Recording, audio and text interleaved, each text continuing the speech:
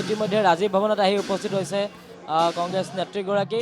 ৰাজীৱ ভৱনৰ ভিতৰ ভাগলৈ সোমাই গৈছে, যিহেতু ৰাজীৱ ভৱনৰ ভিতৰ ভাগত স্ক্ৰিনিং কমিটিৰ বৈঠক আছে, গতিকে সেই বৈঠকত তেওঁ অংশগ্ৰহণ কৰিব।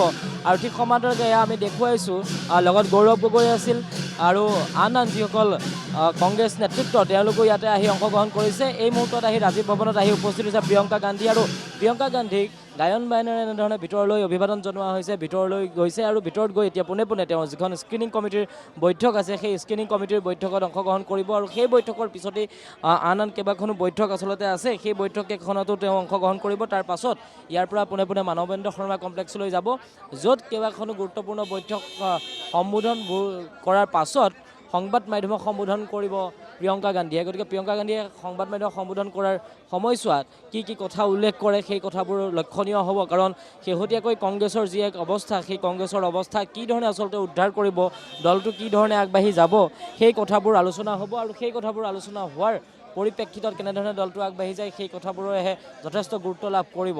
আৰু বিভিন্ন ধৰণৰ বৈঠক যিহেতু আছে, সেই বৈঠকসমূহে কি ধৰণে আচলতে ৰূপ লয়, সেই বৈঠকসমূহত প্ৰকৃতাৰ্থত দলটো কি ধৰণে আগবাঢ়িব পাৰিব নে নোৱাৰে, সেই কথাবোৰে কি ধৰণৰ ৰূপ লয় সেইসমূহ উল্লেখনীয় হ'ব।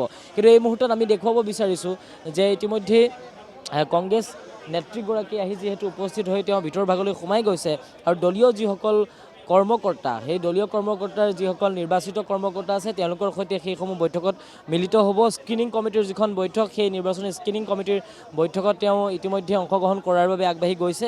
আৰু সেই বৈঠক সমাপ্ত হোৱাৰ পাছতেই তেওঁ ৰাজনৈতিক পৰিক্ৰমা বিভাগৰ যিটো আচলতে বৈঠক, সেই বৈঠকত অংশগ্ৰহণ কৰিব। আৰু বিশেষকৈ যিসকল ইয়াত নেতৃত্ব, সেই নেতৃত্বৰ সৈতে আলোচনা কৰাৰ পাছত ইয়াৰ পৰা পোনে পোনে তেওঁ যাব মানৱেন্দ্ৰ শৰ্মা কমপ্লেক্সলৈ, আৰু মানৱেন্দ্ৰ শৰ্মা কমপ্লেক্সত গৈ তেওঁ বিভিন্ন ধৰণৰ আলোচনাত অংশগ্ৰহণ কৰিব, তাৰপিছত সংবাদ মাধ্যমক সম্বোধন কৰিব। কিন্তু এই মুহূৰ্তত ৰাজীৱ ভৱনৰ চৌপাশে আপুনি দেখিব, গেটৰ বাহিৰলৈ আপুনি চাব পাৰে, য'ত যথেষ্ট লোকে আচলতে ভিৰ কৰিছে প্ৰিয়ংকা গান্ধীক ওচৰৰ পৰা চোৱাৰ কাৰণে।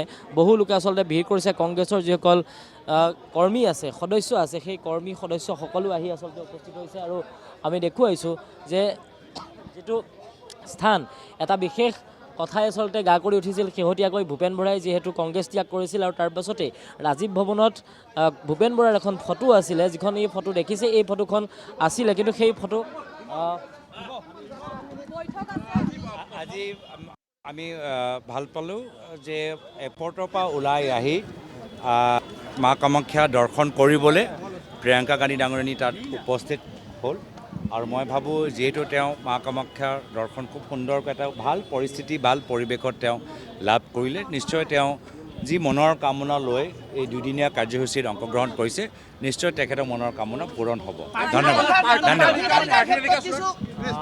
ইতিমধ্যে তেওঁ কিছু কথা উল্লেখ কৰিছে, গৌৰৱ গগৈয়ে সেই কথা উল্লেখ কৰিছে যে কি ধৰণে আচলতে আহিলে, আৰু আহি প্ৰিয়ংকা গান্ধীয়ে কামাখ্যা মন্দিৰত গৈ মাৰ আশীষ ল'লে, আৰু মাৰ আশীষ লৈ পোনে পোনে ৰাজীৱ ভৱনত উপস্থিত হ'ল। আৰু ৰাজীৱ ভৱনত যিসমূহ তেওঁলোকৰ স্ক্ৰিনিং কমিটিৰ বৈঠক আছে, সেই বৈঠকত কি ধৰণে আচলতে আগবাঢ়ি যাব সেই কথাও তেওঁ উল্লেখ কৰিছে। আৰু ইয়াৰ পিছত মানৱেন্দ্ৰ শৰ্মা কমপ্লেক্সলৈ যোৱাৰ পিছত কেনেধৰণৰ কি কাৰ্যসূচী আছে সেইসমূহ আমি দেখুৱাবলৈ চেষ্টা কৰিম। এই মুহূৰ্তত আপুনি চাব যে ৰাজীৱ ভৱনৰ চৌপাশে যথেষ্ট লোকে আচলতে ভিৰ কৰিছে। গেটৰ সন্মুখলৈ আপুনি দেখিব যে কংগ্ৰেছৰ যিসকল কৰ্মকৰ্তা তেওঁলোক আহিছে, কাৰণ প্ৰিয়ংকা গান্ধী আহিছে। প্ৰিয়ংকা গান্ধীক কংগ্ৰেছৰ সেই শীৰ্ষ নেত্ৰীগৰাকীক ওচৰৰ পৰা চোৱাৰ আচলতে হাবিয়াস যথেষ্ট লোকৰ আছে, কংগ্ৰেছৰ যিসকল কৰ্মকৰ্তা আছে তেওঁলোকে আহি এনেধৰণে ইয়াতে ভিৰ কৰা পৰিলক্ষিত হৈছে। আৰু এটা কথা ঠিক যে কংগ্ৰেছ দলটো কি ধৰণে আগবাঢ়িব, কেনেধৰণে আগবাঢ়ি যাব সেই কথা সময়ে নিৰ্ধাৰণ কৰিব, আৰু কি ধৰণে তেওঁলোকৰ পৰিকল্পনা থাকে সেই পৰিকল্পনা অনুযায়ী আচলতে দলটোক কি ধৰণে আগবঢ়াই নিব সেইসমূহ কথাও